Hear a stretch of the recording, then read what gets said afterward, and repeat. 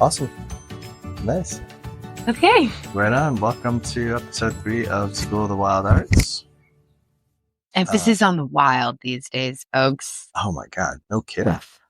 Yeah. It's been wild. Like 2 out of the last 4 nights, basically. So yeah, we're sitting pretty at about 50% success rate of the local Possum community actually working their way through the layers of thatch on the roof of our little house, sort of set back in the Pueblo outside of Palomino called La Sierrita. Sierrita. Yeah, beautiful little mountain. Mm-hmm.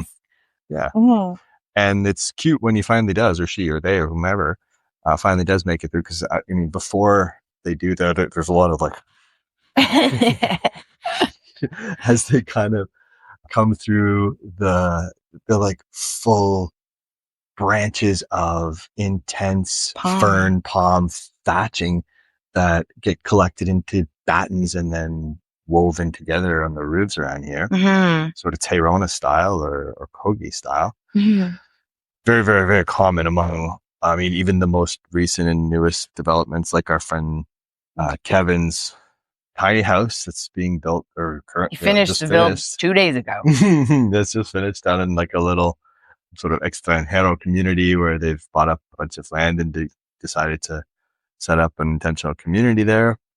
Even those guys are using this because it seems like a way to keep things cool, shady, relatively weatherproof. Like this is old stuff, but it's not letting a lot of moisture in. Wow. There's no snow to speak of. Obviously, it's just rainy season. It has not yet rained. We're on the cusp of rainy season, like the first, because it's kind of like, it's similar to our spring and fall in that way. The rainy season is, they've got 2 that are rainier. Right. There's like, it's coming soon. There's a baby rainy season coming. All right. This will be an interesting test of the new equipment. Is like, how does the traffic / dog noise and bird noise? Because a lot of the comments that we received on the first episode was how cool or distracting it was to hear like traffic noise, because remember how many times we were getting cut off? Weird. While we were driving back from Toronto to Peterborough, I do over the holidays, and then of our second one, it was just whatever counts as rush hour in Minka of bikes and bumper cars and trucks going by on the riverboat there. So this time, hopefully, it's a little more focused on our voices. But from a nature chapel perspective, for the welcome and land in the space for ourselves, this type of building is the type that invites you or like kind of just like forces you to, like, you're either on edge and like in defense mode, or you're curious and in like sort of reverent. This is nearly as close to, I mean, this is very natural building. Like we feel like it's all bamboo, which is like, you can't live in a patch of bamboo, right? No. It's been reorganized. It's been reorganized to feel like a tree then. And this is concrete. We got concrete or some earthen type. So there's actually quite a lot of insulation between floors. The floor is concrete. You're right. There's slabs here and there. So from a nature chapel perspective, we're like in a version of one, and it's challenging us for sure. Collectively. Yeah. What's the challenge for each person? What has the challenge been that we are sort of either purifying or resisting? Purifying or resisting. Well, I mean, that's purifying us, or that we are resisting. What are we either sort of learning to go with, i.e. allowing ourselves to be sort of purified or clarified, or what are we resisting? I'm not giving up my ongoing war on cockroaches.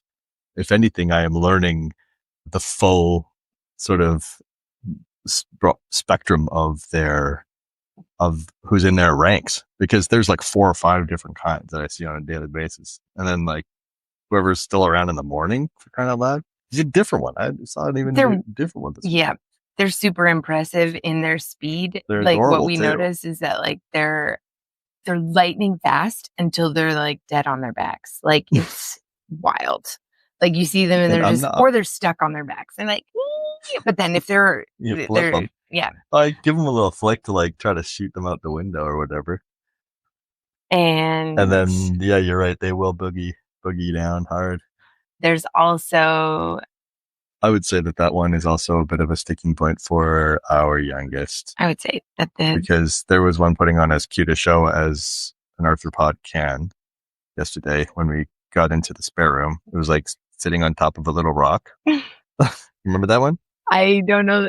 Oh, yes. Yeah. Yes. And you use the rock to like try to scare it away with some noises. And yeah, it was just like on this little rock. It's pretty cute. It's like on a little mountain. They are now, like, honestly, when I was younger, I think the sort of mythology around cucarachas was like, it was such a foreign animal. Like it didn't really exist as a problem for us out in Mississauga or in Peterborough. And so that I was just like, oh, they're scary. And then as I learned that like they're just like June bugs. June bugs are also like, they're a bother. They're big, but they're like, oh, Taco, leave it. Good, Taco. You got a cool new toy. I won't bother getting her now, but she did. She got a chew. And for me, I feel a bit like a sloth family because we're up in the treetop, and to go to the bathroom, we have to go downstairs. And that feels like a mission. You're going all the way down. So especially since the spiral staircase is conscious footing. It's very important. Yeah, you're right. And well, that's a good analogy. And so, yeah, we're like the sloth family that has to make our way down because we're safe up top in the tree together. And we're going kind of slow. There's fans here, but we're definitely making a virtue of like slow is smooth and smooth is fast. Mm-hmm. We're not transitioning back and forth from like aircon into sort of wild, close, sticky tropics. It's just a matter of sort of trying to maintain this nice balance of your own activity level against the prevailing ambiance. Mm-hmm. So you're right. Sloth like comparison is not. Yeah, it's not crazy.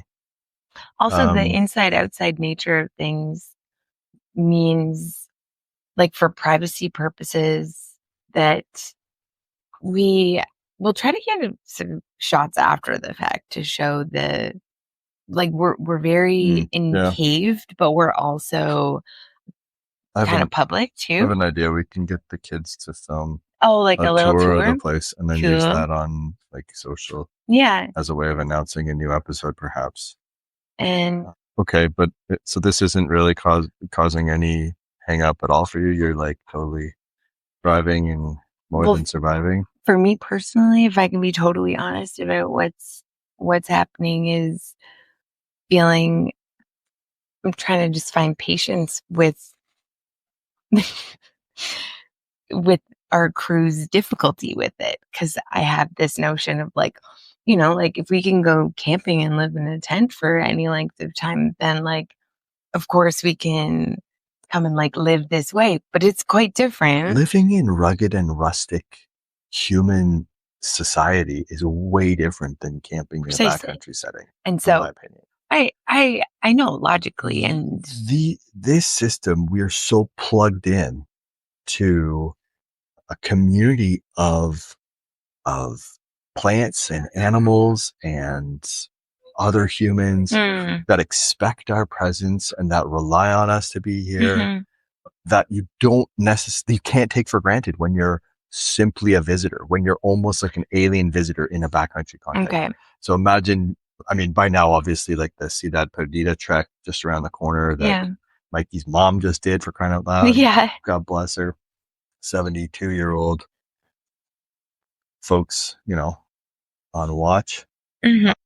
that's a reliable enough. Those little habitations along the way would be a reliable enough sort of little community for those animals that really love humans. I mean, I'm thinking like blackbirds and certain insects, certain rodents as well come Right. to rely and like various degrees of feral dog.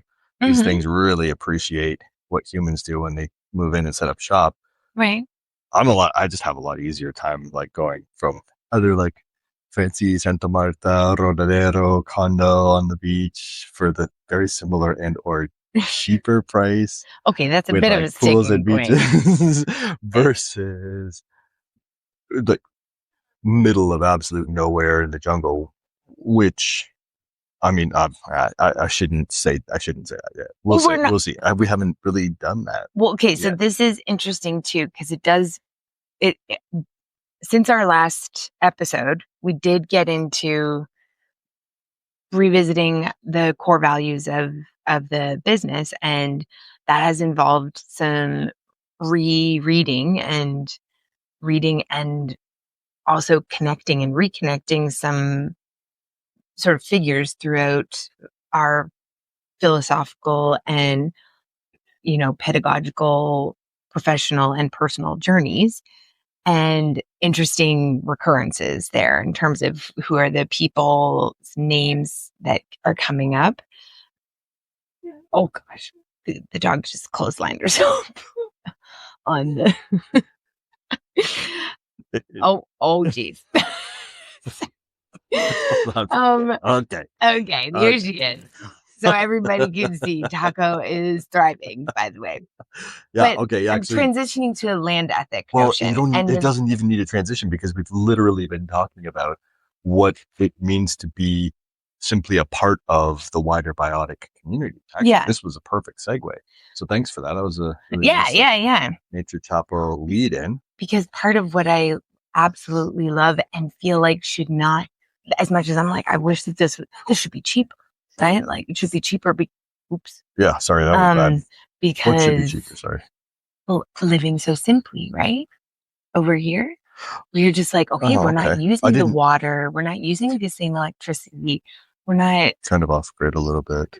That's Yeah. the idea is that it's much less. We're using Yeah. okay, we use gas in both for cooking and but for plumbing, for sure, this is different. Oh yeah, These we're being guys, light we on the had land a here. delivery of how many gallons this morning? 4,000. 4,000 Oh, liters. liters. Yeah. Sorry. 4,000 liters is delivered. And then you have this very visual, like, okay, this is how much water we've used since we arrived. There are three dry composting toilets for us to use here. And yeah, there's no air conditioning, of course. And the showers, there's no heated water. And so these are ways that we're like in an in between about an example of how humans, like right here, especially in La Sierrita, we're on the edge of a pueblo, of a town. So our in terms of an ecological footprint, in some ways, this is like as good as it gets because we are benefiting from all of the super close foraged and local agriculture that is just outside of here. But not every single property has its own like small Plot or um, garden. forest and garden or whatever. There are, and yeah, so like in some ways, this experiment of being here is like, this is sort of what I imagine as best. And also from like a mama bear perspective, I love being very close to the ocean, but I also, for like extreme weather events purposes, I think that it is also great to not be like literally on the coast. And so yeah, there's a lot about this. And we've all been griping at different times about the about the walking. But on the other hand, I'm like, okay, so we're griping and we're sweating and we're all like covered in dust because before the the rainy season, then all the roads are super dusty. But at the same time, this is much closer to like, what would we, evolutionarily speaking, what would our happy brains and bodies be doing? We'd be walking like a lot. Like this is, we've got built-in steps here to just get to the beach, get to the river. The mouth of the river here, where it meets the ocean, is one of the most special places we've ever been swimming. Let's be real. No It's not a kidding. secret, but Oh no, it's it's literally a fantastic. case of go down to a gnarly shoreline, get battered by the waves, That are changing every couple of minutes, it looks like. and coming in from every direction too. Mhm. And then just pop over a tiny little isthmus at the mouth where the Palomino River meets the sea, and then bathe in the like sweet water. It's not even like a tidal bore. No. It's not brackish, like simply sweet, flowing so quickly and so like nice and deep and just the right temperature and clean and not full of crocodiles. And yeah, so far we're sitting very, very pretty on a very pleasant rinse and repeat kind of bathing cycle. And you're right, that's the health hustle. No, is just out and back in the AM, siesta, out and back in the PM. Into the water, the healing waters, because it's super, I mean, well, it's I'm not going to make the correction, but I am going to just say nobody's making the claim that the waters are the healing waters. This isn't the same as the Adriatic. Oh, no. I am, because I'm at a stage where literally water is super healing, because I gave myself a sort of smack in the face sunburn before we arrived here, and have been reminded of the like, whoa, powers of water on our little bodies. Nice. So it's not like these are not they're not termes, they're not like known that way, but I just mean generally speaking, the healing power of water and using it that way too. Because the thing is, we arrived at this place where it was like, hey, we only got so much water available, but I was like, I need this. Like, I'm coming to, like, I have to heal my skin. I have to cool my body That's down. True. So for you, just water, period, is drinking it and being in it to cool my body temperature. Nice. This is a good, I live my life in like gray zone all the time, it's like spectrums of everything. But then every once in a while, I have these very black and white moments of like, oh yeah, no, water inside and outside is pure magic. And thank goodness for water. There's something we always say on canoe trips is, especially at the beginning when we are sometimes in a position for whatever reason to do some kind of water ceremony or some kind of like prayer to the lakes and rivers that are going to carry us along. Oftentimes somebody will at least make some kind of comment that the water carries us and we carry the water, and we carry water and the water will also carry us. And that is just been a very nice thing to reflect on, the various senses in which that's obviously true. Like, we can't leave without actually carrying a couple liters on us and a little bowl for the pump too. And similarly, we've very much been carried by this water.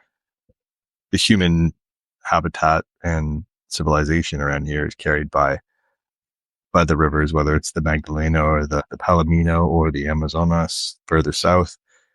The rivers in this country, and obviously the rivers and lakes of our home and native land, have carried the sort of macro.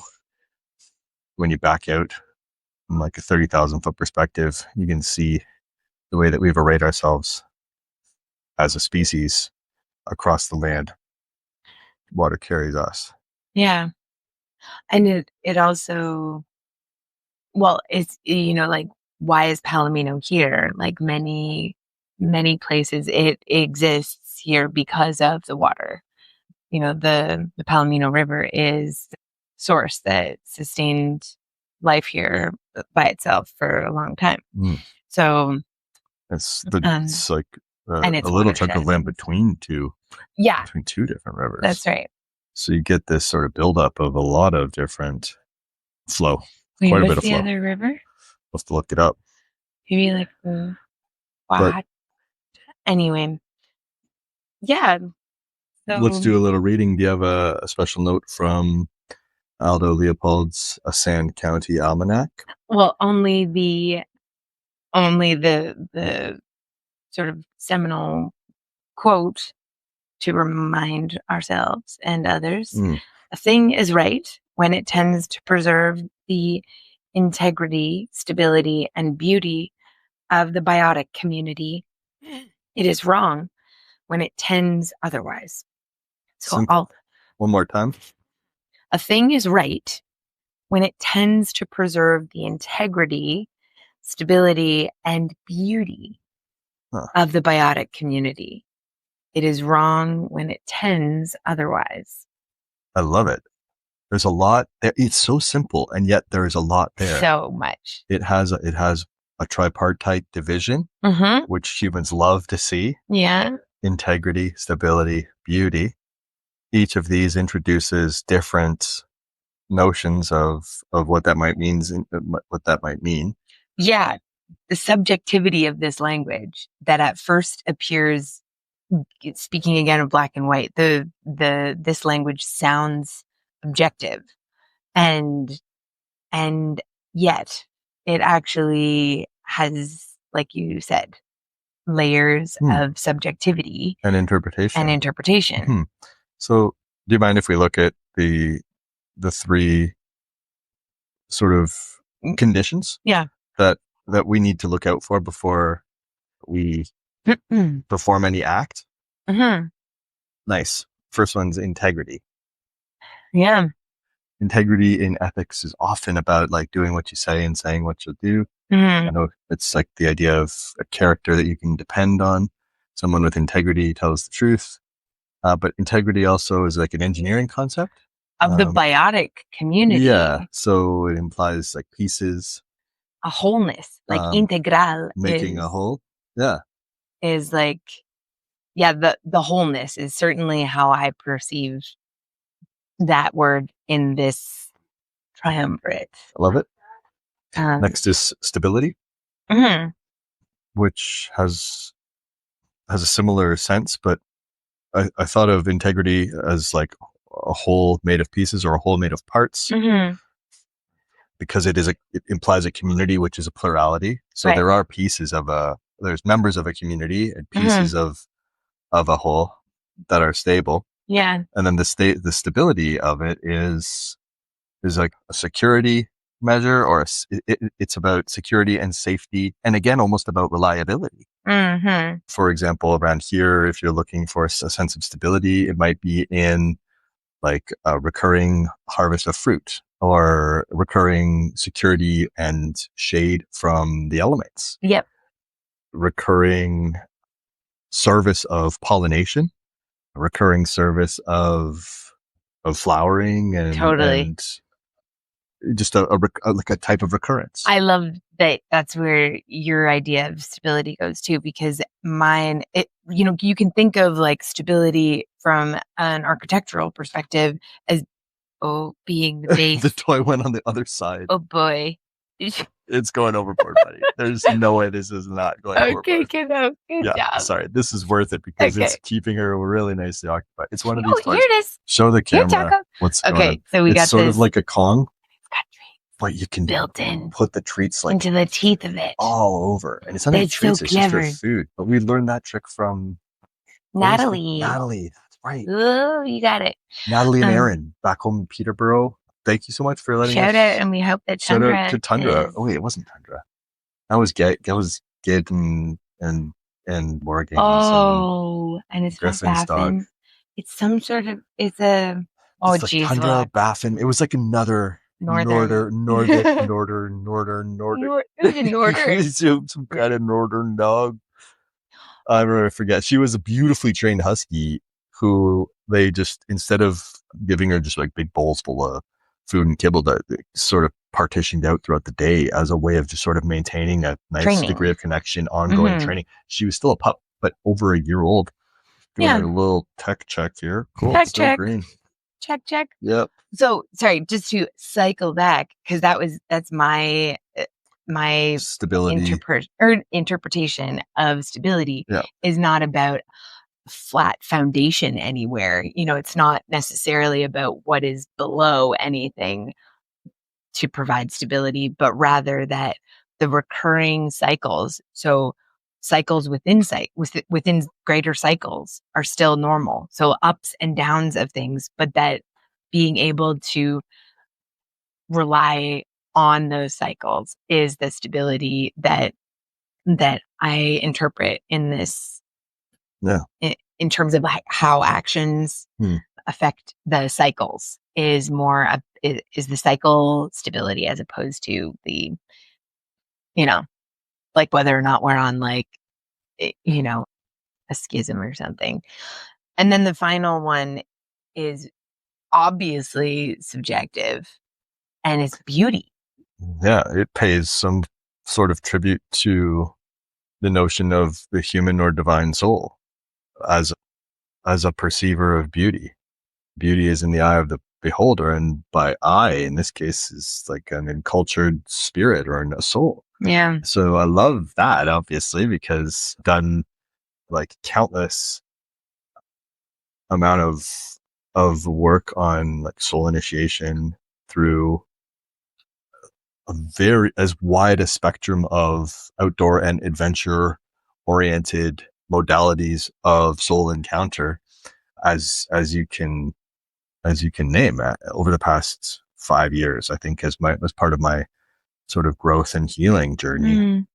And so the fact that and never would have made it without being able to rely on the beauty that I find in what I see and perceive to be sort of integrity, rich, stable, secure, and whole landscapes, waterscapes, natural communities. There's nothing like it. Oh, Taco. Hey. Leave it. Hey, you. Come. Shush. The beauty. Good job. I think it's, yeah. Got the whole chorus going. The beauty of the biotic community is like, that's such a such a huge concept. For me, it is in the integrity, and the cyclical stability is where we find the beauty. Because even when the biotic community appears to be, it's all about our perception, right? If it appears to be in disrepair, in grossness, or because decay is so much a part of the overall stability. Oh yeah, I see what you mean. And so our discomfort with things that are in decay is problematic, because this idea of beauty is often what causes humans to intervene and make clean things up. Beautiful. Yeah. Even here, so much sweeping of leaves everywhere. And it means an insane amount of dust, because they've swept everything away.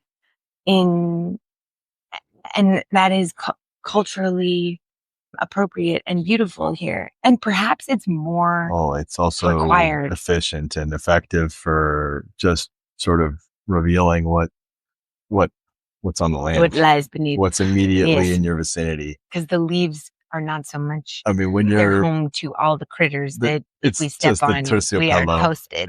That's right. You're just looking for one, and maybe a couple of their cousins that are just waiting to bounce off of your, talking about like your hood, snakes and stuff. Yeah, 100%. But so that's part of it. But I agree with you, kid. I don't mind seeing what otherwise looks to be kind of like a disheveled walkway or landscape rather than something that's all like neat and tidy and orderly. But I also don't apologize as much for being human as perhaps I once did. I don't mind taking a bite out of an angry plant that's part of my way of being a member of the community, actually. It's like, I'm a member of this species. I'm not ignorant. I know that this plant is out to get me, and it wants to keep me away, and it doesn't want to give me its delicious blackberry or raspberry, or it wants me to stay away, and it wants to burn my skin, and I have no qualms about picking a fight with fighting back, you know. The same goes for animals. I'm going to do whatever I can to stand up to that. Totally. Like, I'm a member of this species, and you're doing your job, and I am right back at you. I'm not going to lay down and roll over and play dead. And I mean, unless that's the actual protocol in the event of being in grizzly country. So far, we're not in grizzly we don't do a lot of grizzly country these days. Yeah. But I think that's part of what, this type of municipal structure makes sense from a land ethic perspective. None of it is perfect, of course. But part of it is just like, okay, of course, we can't live safely in total ignorance.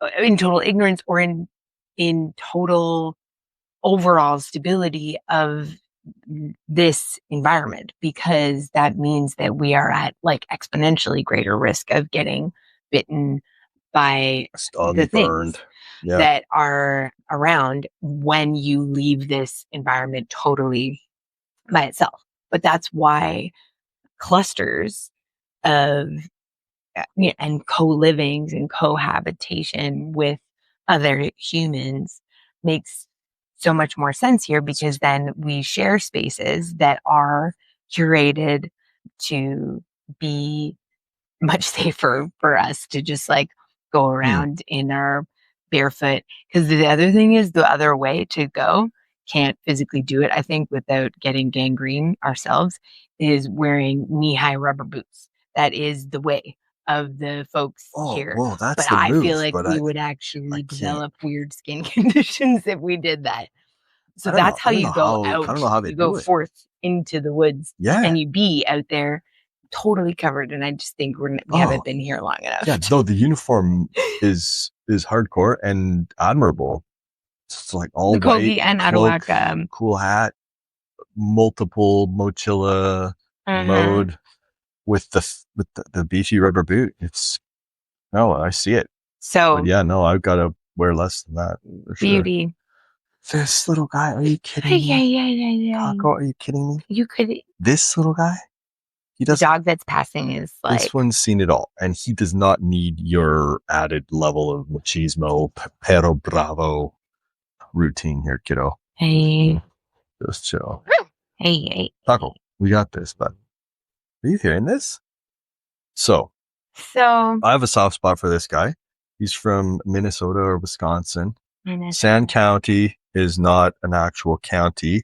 I think it was just a reference to a Great Lakes zone. He's another patron or another sort of citizen of the community around the Great Lakes. And these guys know lakes and rivers. They know the canoe trip. They got the boundary waters. Yeah. They've got all of the same sort of bioregions as we do. It's and the beauty was, just like we've got Drew Monkman, our friendly local naturalist, creating nature's year for the Kawarthas. I think that was ultimately the purpose of this for him. It was like, this is the almanac, because nature's year was a Drew Monkman. Shout out to Drew Monkman. A part of the inspiration for a wider Colombian adventure was just like a series of amazing birding posts that he did on Facebook. By the way, my grade 4 teacher, my grade 4 elementary school teacher has... we should get him on talk the about podcast, stability of a learning biotic and the educational community. Yeah, no, it's good. So he's trying to provide a Drew Monkman type, or I'm sure the inspiration went the other way. Of course, Monkman was probably thinking about Sand County Almanac when he created Nature's Year. And I love that. So you can just sort of get a sense of what to expect in the sort of tide, the ebb and flow of all of the species. So learning the stability. What is it? Because if you don't know what a cycle is in your friendly neighborhood, then you shout can't out to appreciate. Monkman's partner, Jacob Rodenberg. Sick. We're just thinking about Camp K today, actually. Trying to slide BED work placements, educational co-op placements around. Cool. And none of us had anything in person in Ontario or Canada at all rolling that I was chatting with, but Camp K, of course. So Cool. Neil got a text, or those guys got a text sliding somebody in that direction to satisfy their alternative education placement, which is almost always some kind of OE often gig. And so it's that type of season. So good luck, Camp K. Sweet. Where were we though? Oh yeah, Sound County Almanac, Aldo Leopold. It's from the 30s. The land is a community. Basic concept of his ecology. So I remember, like, one of my favorite courses ever was Rollo Mac Community Ecology, because it was his excuse to just show us just reels and reels and reels of his slideshows of various expeditions that he'd done and all of the different species that make up coherent communities, just revealing the sort of stability and beauty through ultimately of various communities he was working with. Same thing with the sort of mangroves in one of our other, it all depended on who was the prof in this case. Just a bit of my own little throwback here. And also because John Muir preceded Aldo Leopold, and that his take on things is still very, like, we still follow that quite a bit. It's part of our recipe, the intrinsic value of, like, literally do nothing overtly, and you just bring a person to the place and let them be, and that does something. Like, we still follow that. Like, it doesn't have to be like taught and overt. That was potentially more of the way to interpret a bit of the evolution or differentiation between John Muir and Aldo Leopold. That you're right. Didn't require as much. His was very much, you're right, inspired by just the pure awe. Just go on a walk. Literally. Like nature therapy, or the sort of inherent value of nature connection, which has received so much additional sort of scrutiny and sort of justification. Like, apologists for that are coming up with proof at, like, biochemical, neurophysiological levels. Just showing how, like, various pheromones in the communication between different species of trees. Actually, there's receptors for those that lower our cortisol and just give us, like, a just general sense of well-being. So we're like John Muir, Free Left Live movement in Scandinavia. This is the foundation of forest bathing. Where just the sheer sight of green surrounding you actually has a general relaxing and like just an overall, like, a positive well-being, overwhelmingly calming effect on your psychology, acutely and sort of a little more generally as well. Shinrin Yoku and forest bathing movements hold the same kinds of philosophy. So this isn't that this is getting a little bit away from just that initial intuition, which is that it is inherently valuable. This is instead going like, sure, the perception of it is inherently valuable to humans, but it's valuable in and of itself as well. And like, regardless of whether humans ever even evolved their own souls, like, regardless of this third step, the beauty of it, or the divine perception or the human perception of it, is it's enough that it's just whole and secure and stable in and of itself. There's an inherent value to it, and that is where, like, sort of deep ecology and a little bit harder to imagine scenarios start to emerge. But this is where I'm really interested, because right now there's two sort of transhumanist movements. One of them is like very much explicitly sort of technophile. It's got a little bit of this Musk Neuralink and this Zuckerberg, like, sort of AI avatar futuristic sense of our own And also the Harari. Like, I think all three of these different ethos sort of combine into a future that imagines the next wave or the next development or human evolution as being one where we somehow find a way to merge our function or to adapt our function through our own technique. So our virtue or our function is now to actually really adapt in a technological way that is that creates us as a species sort of necessarily or mandatorily auto evolved almost. But then this other line of transhuman thought comes from a different group than I've really had a chance to ever think on that much recently, because that first group sort of that it freaks me out. Yeah, I don't like that. I'm still a little bit more attracted to the bumper sticker. There is seriously unstable people. Those people, those so three. We have to question. But who? No, Harari's not. That's the Sapiens guy. Oh, yes, sorry. He's just seeing where things are going. I believe. I don't think that's his preference. I don't think he wants that. But we've been. I mean, okay, that's the Homo Deus, like in the future. So it's not the other group. Oh, it's the Dr. Benjamin Freund. He's like the head of upper class at the Green School in Bali. Runs Coconut Thinking out of Chiang Mai. I got to know these guys when we were connected with Unity, helping them with their outdoor ed program and getting their Duke of Ed program started. Shout out Unity. Good luck, folks. Excuse me. But while we were there, just looking into a little bit of what's going on around the Green School, some of our staff have come from or are alumni of this international. Just as a quick background check, you can help correct or add to it what you know of it. It's more than me. That was Maya. Yeah. It was in like an alternative international school run out of Ubud, which has since changed, management from the co-founders to a larger group, and so it's also a changing. It's spread. It's in Cancun now. It's come across the sea. Yeah. In any case, so you're thinking of... he's got this notion of transhuman. What his? Oh, hello. She just woke up from a dream. Yeah, she's still working on some puppy trauma. Yeah, right. No, enough of that. We'll get back to her in a second, though. But they have a transhuman ethic almost. There is like they drill in on the near like land inherent value and are trying to create narrative space for humans. Almost, how earlier I was talking about like I don't apologize for being human.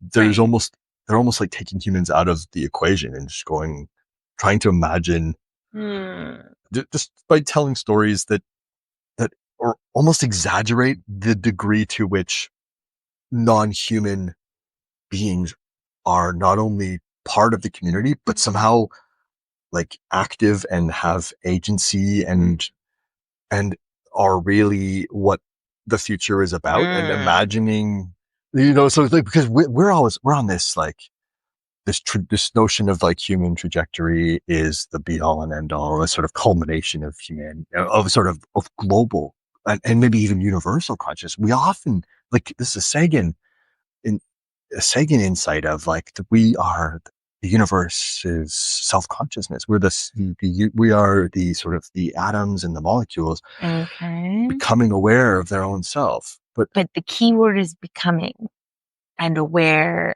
of like, okay, so this, can I interject? Yep. It's about time, man. I've been waiting for. Okay, because then the other piece here that is like to be continued, because I got to dive back into some land stuff, is the strangeness of Gurdjieff coming up a couple of times now in the last little bit. And that P.D. Uspensky, super common name, right? Like you've heard it every other day. P.D. like P.D. Uspensky, I can't even remember. No, P.D.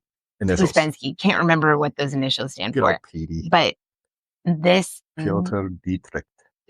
Okay, thank you. I just made that up, sorry. Okay, cool. PD. So, In Search of the Miraculous, is P.D. Ouspensky's oeuvre after, tutelage or mentorship or like working with Gurdjieff. And so the magical element here of like awakeness and what is awareness, how you can say that this is about our evolution towards an awareness of ourselves, and then the whole question is, well, what is the self, right? And so, and how can we be aware of the self, and why would we believe that there's a great distinction between us and the biotic community? Like, where are the actual boundaries, if they are there at all? Boundaries, period, are a particularly Western concept. And so in this whole, like, it's a yes and both type of thing that's happening. And, I just want to bring up that that's part of what motivates me to travel and stay open to strange circumstances and coincidences that remind us of different stories and ways of understanding our experience. And so on that note, I think that as we move into sort of revisiting and reminding ourselves about these core values that we built not to be overly dramatic, but I am a Leo and I'm trying to embrace that. So I am kind of dramatic. Good. That we're supposed to be theatrical about this and performative, and also hopefully bring value that way. That in revisiting and reminding ourselves about our core values, we will be giving. Is it still recording? Thank you. That we get to remember and learn again what that actually means. So I think that there's some hidden things, in that are like reading is also, there are lots of treasures, right, in reading. And so we're practicing the muscles of gift and the gift of reading. Right now, Avery's the most voracious reader at the minute. What have you been reading? You got to talk into Mama's mic. Thea Stilton. Yeah, Thea Stilton has been the nice. We'll call it the it's just one of the gateways, because you gotta start. So the gift of reading and rereading. Cat Club. That's how it's got novels. Yeah, so we're like Avery, next level. For Avery as like a solo reader. For Avery as someone who is like, I'm just going to take my book and go over here. Precisely, yeah. Which is how. Because Avery's been asking me, what did you do as a kid? And I was like, I just read. And so there have been invitations sprinkled here and there to revisit and get to know some different writers as well. And that, there are teachers out there, right? Because Liz Gilbert also is another one that I've revisited a bunch of times. And so the idea of creative living beyond fear, Big Magic, is a book that I'm still like, I know that there's stuff in it for me to use and apply to my life, and like figure out how to create or reveal the beauty. Because I do feel like beauty is like, it's important in our stories. I do. I feel like it is. And I mean, it being part of the land ethic. At least in that crystallization, the one that we've settled on. I think it's important, but yeah, we're still. You're absolutely right. Beauty is a story that we have to tell, because I mean, your first comment about the beauty was that it's not always the most obviously beautiful things or elements of nature that actually that do contribute to the integrity and stability of it. Mm-hmm. That it's not all like Snow White and the Seven Dwarves.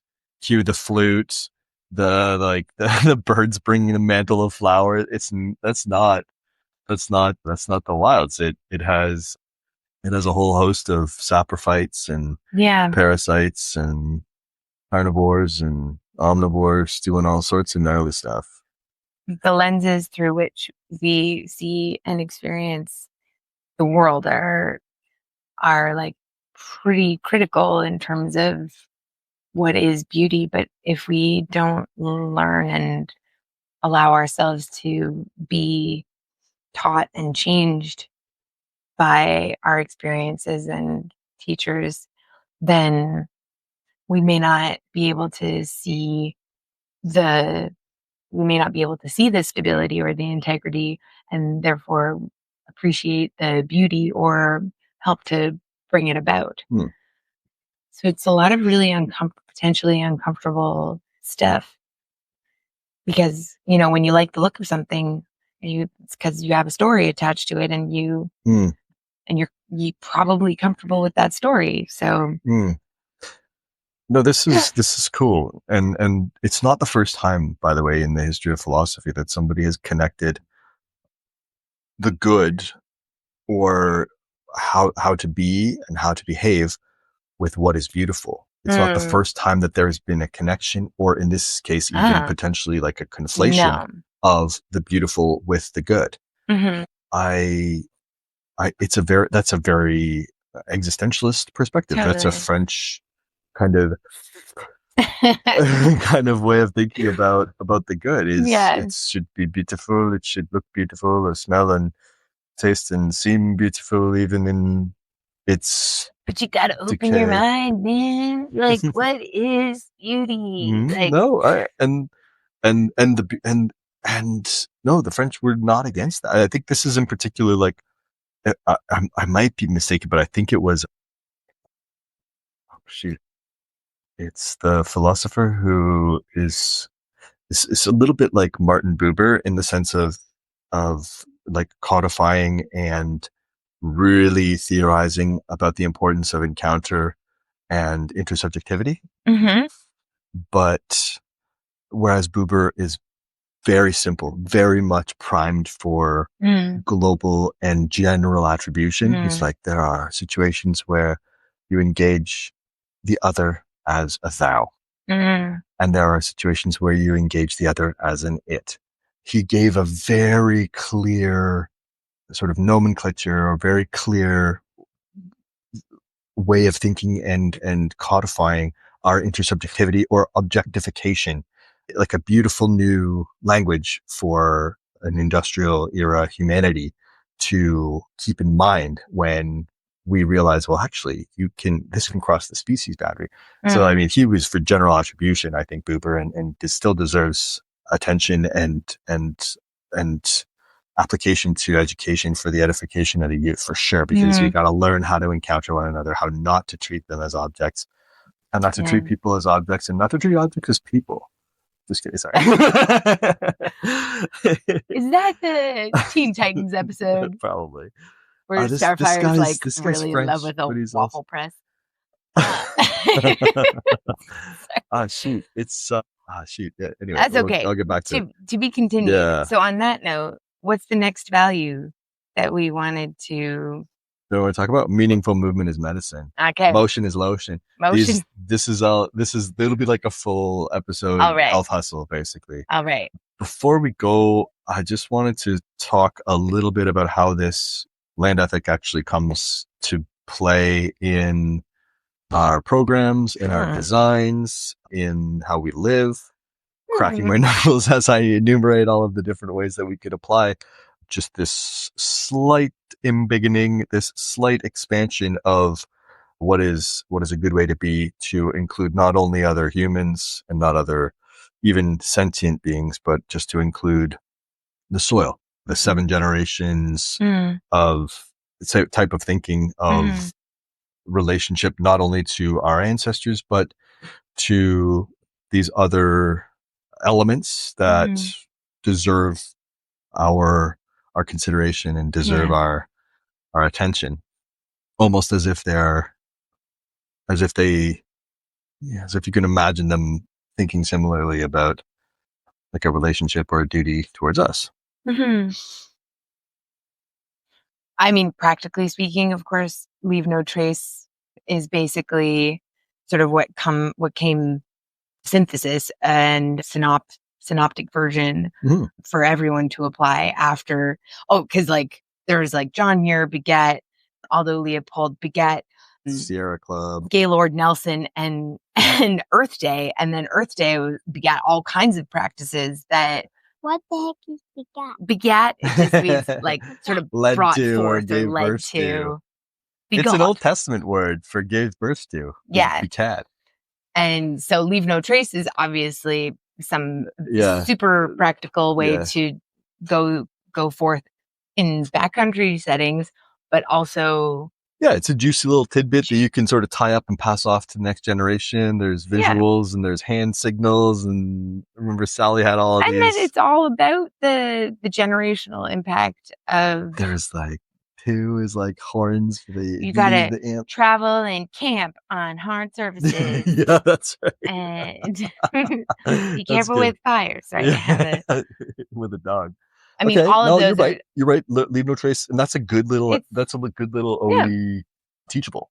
Precisely. Yeah, for sure. And it's also a way that people can feel comfortable and competent and confident, as if they're being good stewards, as if they're being respectful, as if they're carrying a land ethic. Is like, okay, we've got a little And the way leave no trace ethic. your thing maps on of like wisdom, balance, peace, and joy.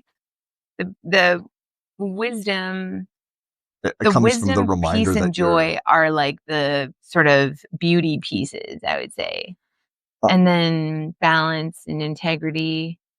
I don't know. They don't map on exactly, but well, I think you got such a kick out of the idea of wholeness that it almost leads it's immediately into beauty when you think of the comfort that you can gain from being a part of, or even just witnessing what is a fully functioning biotic community, one that hasn't necessarily been obstructed or interrupted by I mean, I have this conversation every once in a while that like even downtown Toronto is a human habitation. Humans are part of nature. We're not outside of it. This is like witnessing a beaver's lodge. This is like witnessing what happens in the aftermath of a dammed river and the wetland that is incurred. This is a natural landscape. This is a natural habitat, right? And that these are our resources. They are multivariant. They're they're pluripotent. Like we can use metals and plastics and silicates and create manufactured landscapes that are nevertheless natural. And so, I mean, we haven't even gotten to that, but I mean, like that's totally beyond what we're trying to, what I think the common sense notion of it. We've more or less hewed to the common sense notion of it with a couple little strays looking into transhumanism or looking into, I guess in that case, it's not so much transhumanism. It's a different. Explain a little for the people at home, for the folks at home. What do you mean by transhumanism? I think in the case of there's the sort of 2 different ways of looking at it. The one was, okay, we're sliding from human as like strictly organic, evolving through natural selection to some kind of combination or augmentation with our own technology. So like an auto evolving scenario. That's one interpretation of it. But then you've got the sort of coconut thinking sort of think tank or milieu. It's a community that I sort of reading into and learning more and more of it's not necessarily transhuman. It's more like post-human, I think is how they call themselves. Post-human. And so they're considering ethics, they're considering education, and they're considering action for a post-human future. Okay. Which might onboard elements of transhuman interpretation, or that might be looking to like sort of extraplanetary human civilization. They're just being futuristic. They're being interesting. They're being innovative and opening minds. Orcs and Crake. That's almost post-human and transhuman. Those blue people, I love those blue people are so adorable. Sure that's a post-human. I mean, that's transhuman. And transhuman. Yeah. So I mean, it's so our own technology, like genetic. Margaret Atwood, read it. Yeah, no kidding. It's not just, no kidding. You're right. Okay. Okay. So that's excellent. Actually, I forgot to do some required reading on this, but we got to We'll wrap just some point. go forth and read. But yeah, the next one will be on movement, meaningful movement. Movement is medicine. Motion is lotion. Motion is lotion. That was a quote straight out of the Sail Voyageur. That was Kate and her old paddling friend of many decades. One of the most memorable backcountry trips I've ever led. I think it was on the French River. Yeah. And Motion is Lotion was the only way that those two explained why they'll never stop going on canoe trips, why they'll never stop moving. Mm-hmm. You know, rebuilt knees and hips and other joints be damned. Yeah. The only way is to keep moving and never stop. And so, speaking of, it's time for us to wrap this and go for a little stroll. Evening stroll. See if we can. The right, I haven't had time a of swim day. yet either, actually. So. Yeah. So Okay. until next time. Adieu. Adieu. Adieu. Nice. Okay. Adieu. Adieu. Adios. Adieu.